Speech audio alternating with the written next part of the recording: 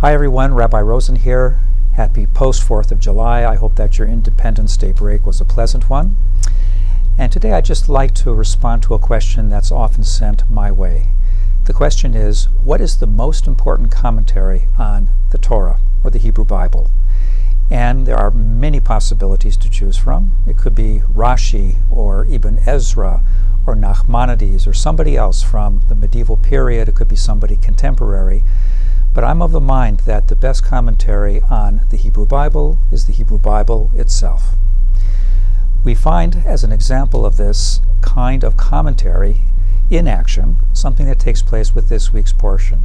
At the end of last week, we read about Pincus. He is a holy man, son of the priest, himself a priest in waiting.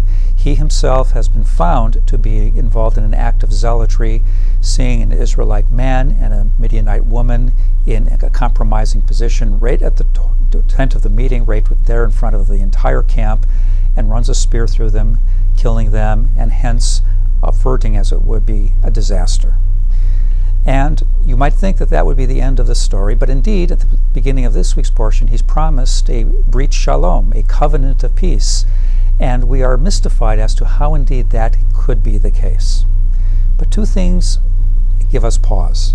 If you look in the text of the Torah, in the word Shalom, in breach Shalom, covenant of peace, you actually see that it's not full, it's cut. The Vav in that word Shalom, peace, is not a full one. Could this be suggesting a discomfort on the part of our sages about the rewards for his action? Moreover, in the Haftarah that's chosen for this week, that is linked to the portion of Pincus, we see the story of another zealot. In this case, it's Elijah, who commits a similar act of zealotry. And indeed, he runs away, he's forced to flee for his life. He goes to Mount Horeb, Mount Sinai in other words, and there he encounters God. And God places him there in a way so that the divine presence can be felt. And we see that there is an earthquake, and there is a mighty wind, and there is fire. And in each instance, the text tells us God was not to be found in any of those natural phenomena. Indeed, God is only to be found in the Kol Demama Daka, the still, small voice. That's where God is evident. And I've often read this combination of things, the cut vav in the word shalom, peace, and the choice of this haftarah as a kind of dialogue, even a rebuke, in a way, of what Pincus does. There may be instances where some kind of extraordinary act of zealotry is necessary to make a point and to save the day. But for most of us, most of the time, it is finding God in the still small voice, in the ordinary actions of the everyday, in the ordinary acts of kindness and decency and religious practice that we observe, that go on without fanfare, without a lot of attention. That is where God is evident.